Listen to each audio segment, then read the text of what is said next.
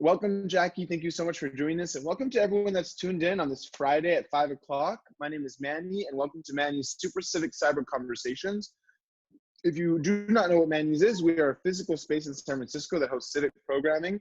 Unfortunately, our business had to close because of the shelter-in-place order. But just because the place is closed does not mean the work is over. So we've continued to do our programming in this time of social distancing. But we moved our programming online. If you'd like to tag us, you can tag us at Welcome to Manny's. If you have questions, you can type them into the Q&A, and my team will, anyway, just type it in the Q&A and we'll ask it during the Q&A portion. This conversation with Jackie Fielder is going to be 30 minutes. We're going to talk for 15, 20 minutes ourselves and then take questions for about 10 minutes. Did I miss anything? I don't think so. That's it. Oh, in the answered section of the Q&A, there's a link, a join it link to donate to Manny's and become a sponsor of Manny's. This is the only way that we're able to make money right now to pay the staff that we're continuing to pay and also to pay our other bills. So we really appreciate your financial support if you are able. All right. Is it Fielder? Yeah, Fielder. Okay, I got it right. Okay, good. Yeah, you did. So, some people do Fiedler, and it's like, no, it's well, that's just wrong. Well, as someone, no one can pronounce my last name, so I totally feel it. I feel it. So thank you very much, Jackie. I appreciate the time. So we're gonna have kind of a wide-ranging conversation. Obviously, you're running for state senate, and so I want to talk to you about that. And as well, you were one of the co-founders of the San Francisco Public Bank Coalition. You also did work on the Dakota Access Pipeline. And also just want to talk about what it's like to be in politics right now and stuff that's going on in the city. So why don't we start with the policy stuff, the Public Bank Coalition stuff. We're also having a conversation with Curtis Wu, who's, we're going to focus that conversation on that. But what is a public bank? And also, like, you know, is this the time where public banks are really being, you know, shown to be as of use? Like, is this kind of like a watershed moment for public banks, do you think? Yeah, well, thank you for having me on. I really appreciate the time. For public banking, it's been a long time coming. And in a moment like this, where we're seeing a gigantic corporate bailout and bailouts for everyday people that are then being facilitated by Wall Street banks, it's really nerve-wracking, especially because the recession comes into mind. And what public banking essentially is a bank that is wholly owned by a government entity. That's all that it means. It could take a lot of different shapes. There are more than 500 public banks across the world, and there's only one public bank in the continental US, which is the Bank of North Dakota. They surprisingly have been around for 100 years, and they survived the recession. They were the only bank in the US to make a profit during that time, and they actually have basically been able to generate $1 billion in profits over the last 20 years that then gets returned to their general fund, and that alleviates the taxpayer burden. So public banks can do anything from what the Public Bank of North Dakota does is it essentially serves as a bank for smaller banks, for community banks and credit unions, and that's why the state of North Dakota has the highest per capita credit unions in the country. It basically keeps all of the money that we use as taxpayers that usually sits in Wall Street banks and reinvests that into the local economy, whether that's for affordable housing, small businesses, renewable energy, public infrastructure, and even resilience for disasters. The Bank of North Dakota basically created a revolving loan fund to help people recover from the 2011 Grand Forks flooding. And that was a very strong pillar for the state to be able to get back on its feet.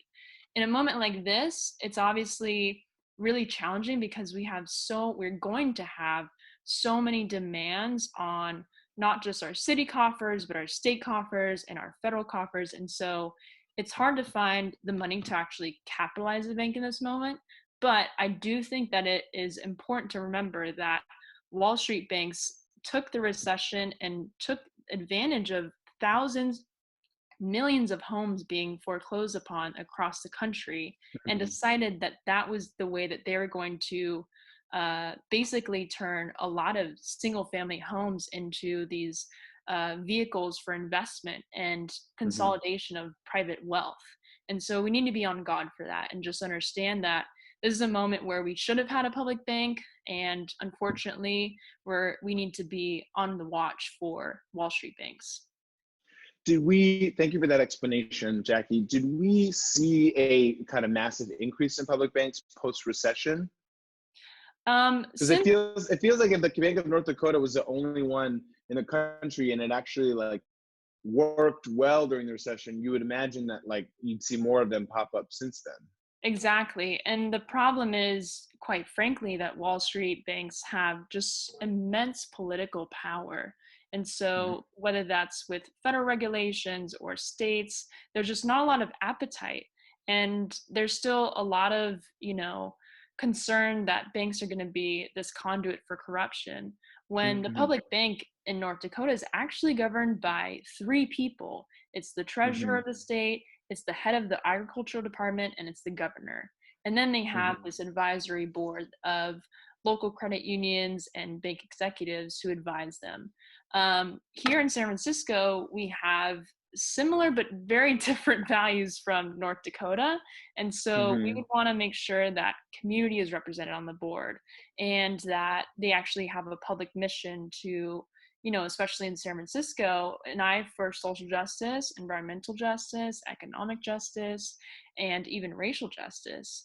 And last year, we were able to work in partnership as the California Public Banking Alliance with Assemblymember David Chu to pass Public Bank Bill AB 857, which basically creates a pathway and a licensing structure so that cities or other government agencies that want to can start applying and get a public banking license, which didn't exist before this. So does San Francisco have one now? Not yet. It's definitely been a long time coming, and especially now with this economic fallout that we're going to have, it's really difficult to find the money to capitalize it. So Right. there's that, but we have taken steps to introduce an ordinance to get a board going so that we can actually start the process. Hmm. I talked to Tom Steyer yesterday, and he mentioned that I think his wife founded some kind of public bank in the East Bay, and they've received a lot of applications. Is that the same thing? Um, well, they have Beneficial State Bank, and I know that they started out as a community-oriented bank, but I'm not sure what the progress is on a public bank for the East Bay. I know that there's some movement in Oakland. Okay, let's talk about Dakota Access Pipeline because I know that was something that you worked a lot on and that it's an issue that you also got involved in. What's the status of the Dakota Access Pipeline now? I heard that they brought it to court and basically the government like fucked up and now the Dakota Access Pipeline is not going to happen. I feel like there's so many twists and turns to this story. We screened a movie around Indigenous Peoples Day about it, and like even the movie was like like talked about all the things that have happened since then. So like, where are we now with DAPL? Exactly. So right now, the pipeline is still in the ground, and it has been in the ground. Um, this court case has dragged on for 4 years now, since 2016, when the pipeline was, even beginning construction. And so right now, the judge actually they didn't decide to take it out of the ground. They just decided that they needed to submit a full environmental impact statement, and that was kind of like the big knot and thorn in the side of the Dakota Access Pipeline company and related companies that were invested in the pipeline.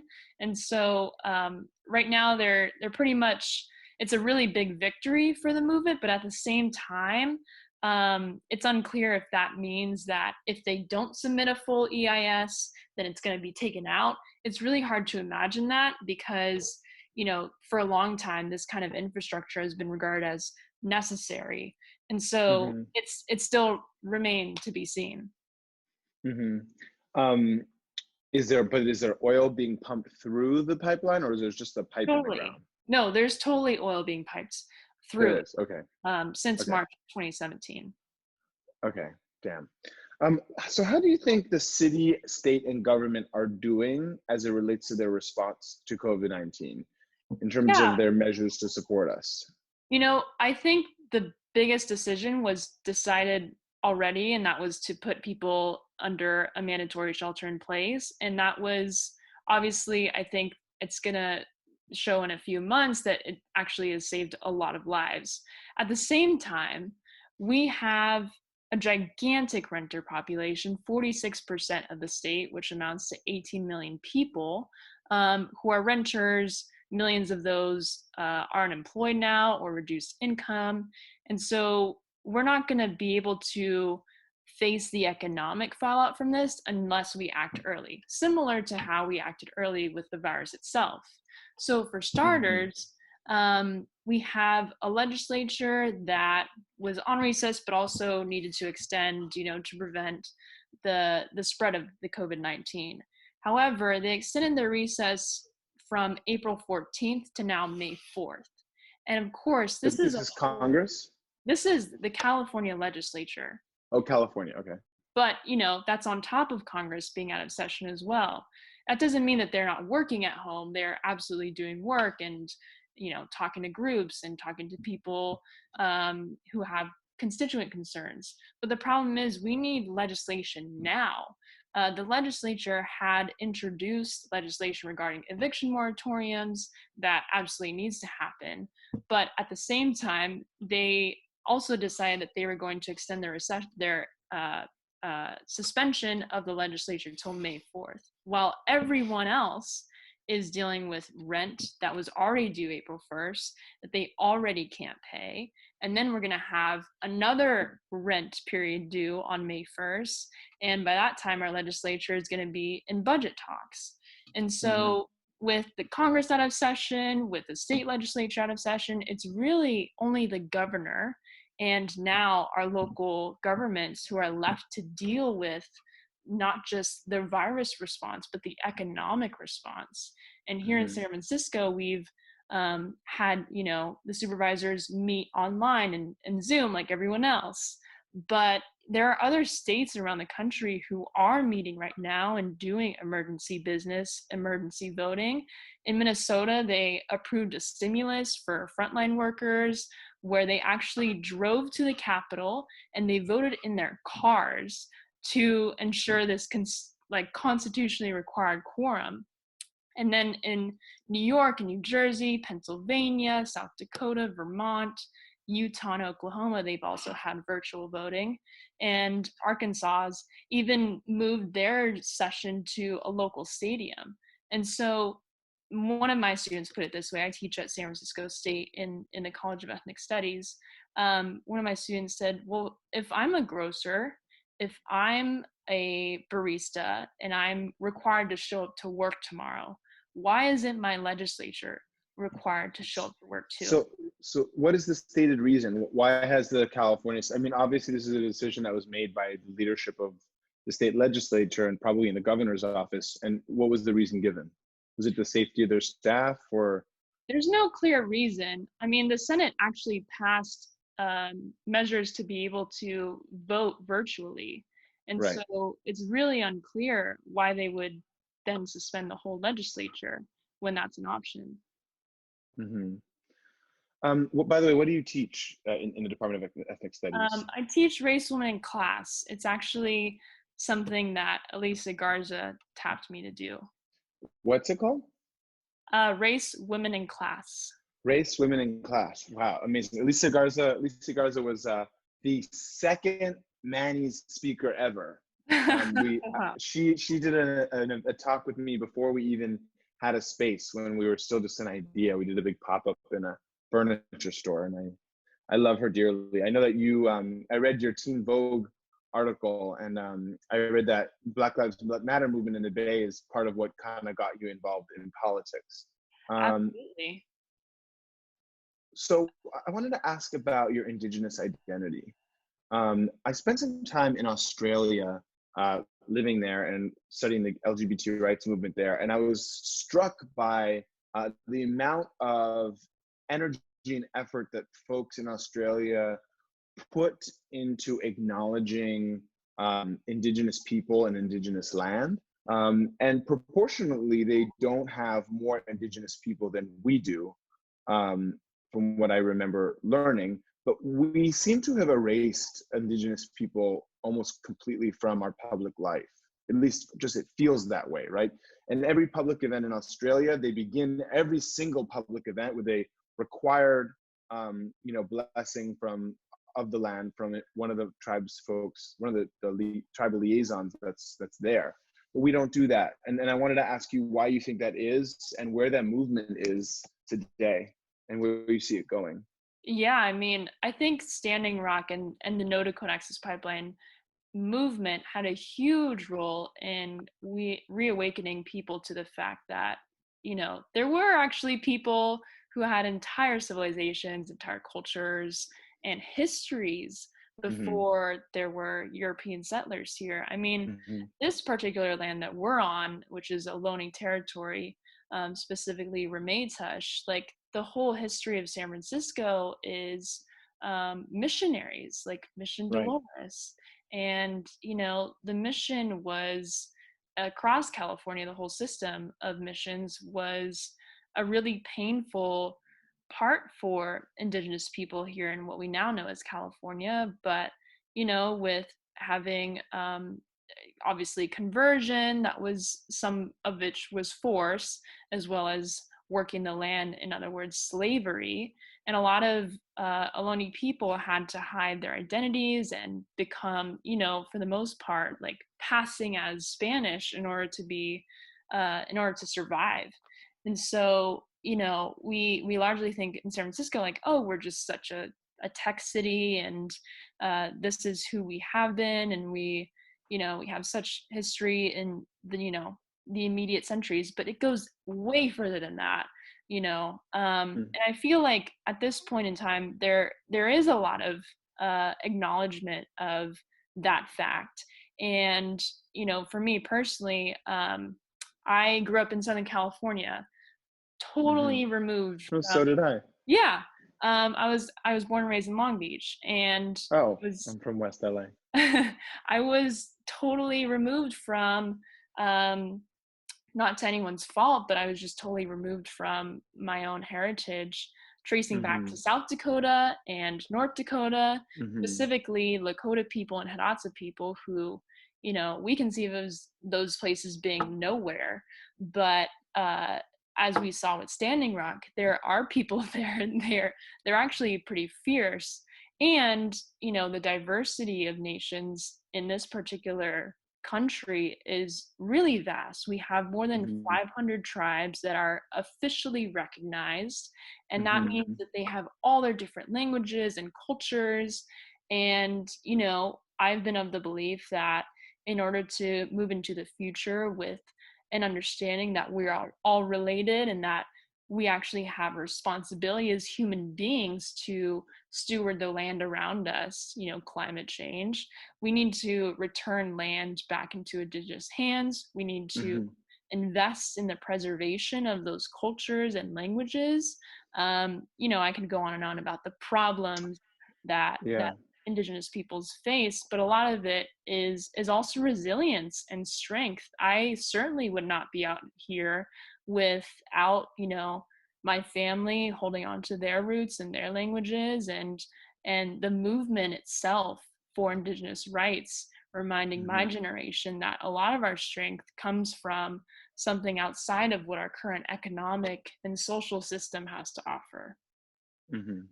Um, I just have one more final question, and then if folks have questions for Jackie, we promise to give you the opportunity to ask questions of her, so you can type your questions in the Q&A box now.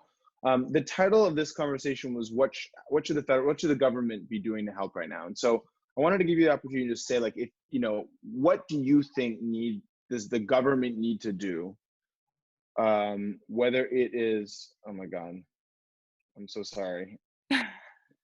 Do you hear that? No. No. Oh, good. I just got one of those like really loud FaceTime calls. Yeah. What is the government? What is it? What does the government need to do to um, to help the average person right now? What policies should they be instituting?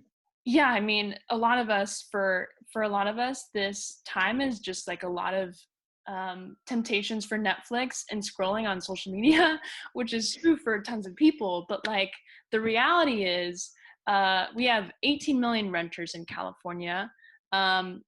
Disproportionately, people of color make up our renter population in California.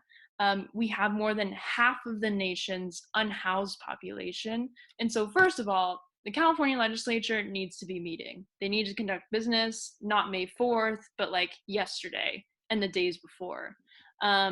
Black people make up only 3% of the population in San Francisco, but 37% of our unhoused population here.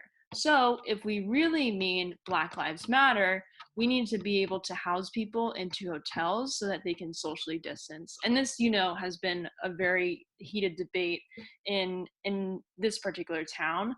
And what we saw today is 70 confirmed cases in a shelter that organizers and homeless people themselves have been saying this is gonna be a problem if we don't house people in hotels right now. And so I commend Supervisors Haney and Dean Preston for, raising funds on their own and not waiting for city government to move on that. And we're seeing like this is what happens when we don't value lives over money. As far as when it comes to workers, we could be mandating that employers give essential workers the PPE that they need. There are so many grocery stores that I've been to in the last month that I haven't seen grocery workers have masks or gloves, or they have one or the other. Same with fast food workers and other essential employees. I think it's also a gigantic problem to coordinate PPE and ventilators. And I'm excited that the governor was able to send ventilators to New York and other states that needed it. But we need to make sure that we can get that back if we need it. And there's this big question about, should people be able to get N95 masks at the store? And it's like, well, they're there, but also nurses need them. And so is the problem that they aren't there, or that we just aren't investing in them right now? So we can be investing in PPE for nurses and frontline workers, including essential workers like delivery and UPS and grocery store workers. We could also be, obviously for me, this is a big issue, but suspending rent and mortgages. On March 18th, the Trump administration announced that they would be announcing, on federally backed mortgages at least, a moratorium on foreclosures. But that is not going to trickle down automatically to renters. And same for Newsom's executive order with, committing a 90-day mortgage forbearance after negotiating with the biggest banks and other smaller state chartered banks in California. The whole thing is, we can't expect people to pay all the rent that they were due in the months preceding the lift of the order. And they're not going to be making double income when everything comes back online. And so it's not even a matter of how can we afford it, it's how can we not? And what's going to happen once we're all allowed to work again and folks have huge rent bills, both commercial and, personal rent bills that I'm nervous about my staff because, I know that they are protected from being evicted now, but what happens when they can come back to work again and their landlords are like, okay, pony up $4,000 or $5,000. And it's like, I don't have $5,000. You know what I mean? Exactly. And so it just makes sense to cancel rent and mortgage. And this is what New York is actually doing. They have a bill on the table right now to basically cancel rent and forgive mortgages for small landlords based on a percentage of what the renters can't pay. So they take your mortgage and multiply that by whatever percentage the renters can't make in a 90-day period. And so we can be doing that. And as far as the breakdown of who can work from home, only 30% of Americans can work from home.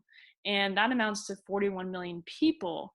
That divide is also breaking along racial lines that we have seen before this. So Yeah. only 30% of white people could work from home, but 20% of Black people and 16% of Latinos can work from home.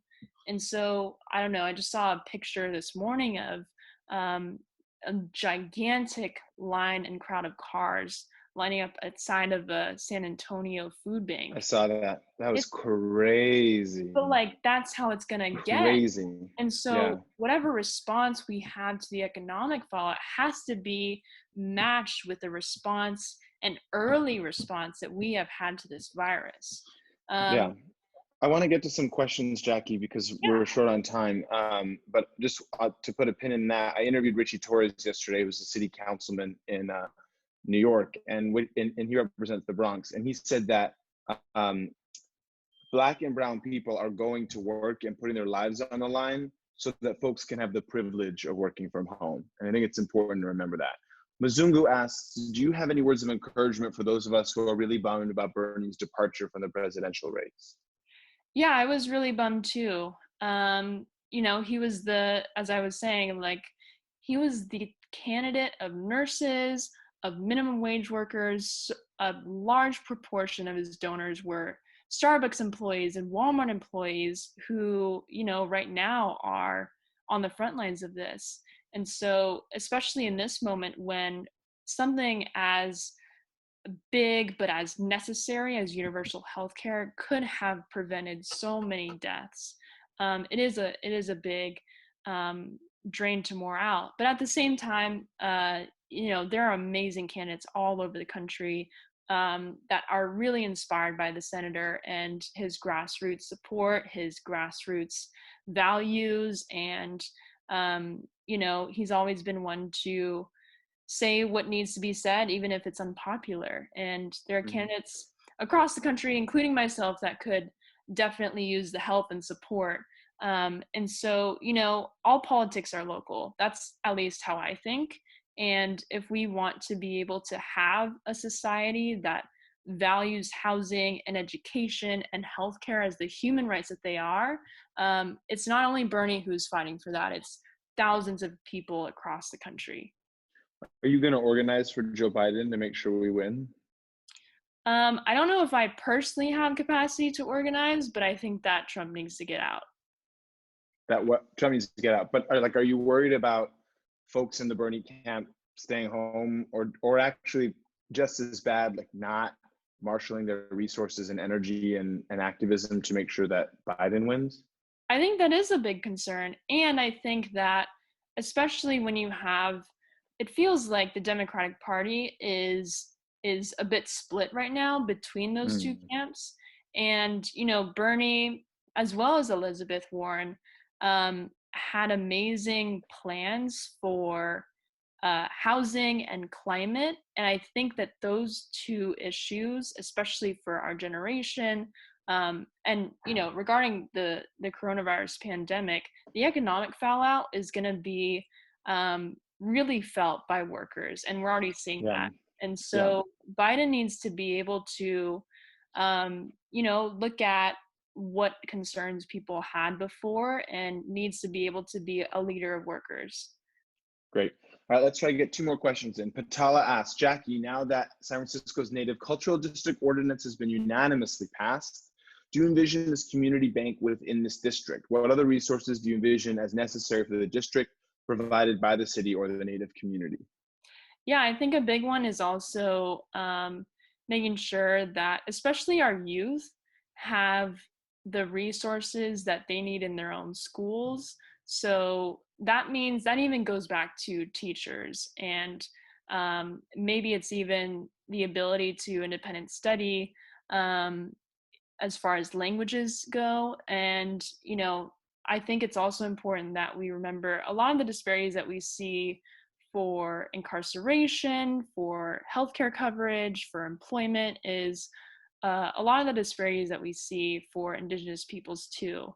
And so a lot of the stuff that I'm for, as far as especially housing and universal rent control, tenant protections, single payer healthcare, are going to be really foundational for Indigenous community to not only be able to access this place, but stay here for a long time. Hmm. All right, Karen, and let's have this be the last question Karen asked. Besides San Francisco, what city or county do you think is doing the best job at providing aid for their people?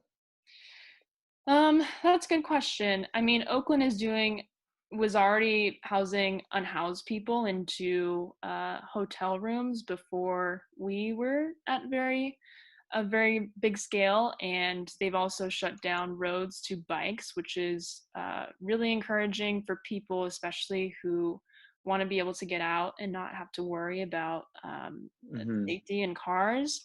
I think Mm-hmm. that's one good thing.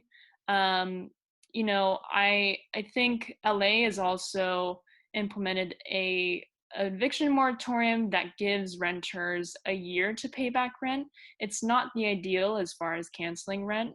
Again, I don't think people are going to be making double income to even pay back that rent over a year, but it is more time, and it's better than a few months to pay it back. So that's Mm-hmm. what I see right now. Awesome. Jackie, I'm going to do a quick plug. And for those of you who are tuned in, if you don't mind, if you're able, please go to joinit.org/o/Manny's. That is the link to become to make a donation or to become a sponsor of Manny's. Like I said, our doors are shut. We need your support. We need your help in order to keep doing this programming. I'd like to also thank my staff here to my right, Jupiter, Sam, and Ram, for putting all these programs together, and Sam for being the operator for this call. Jackie, thank you so much for your advocacy. Thank you very much for everything that you're doing. And you can find Jackie at, what's your tagline, your hashtag or whatever?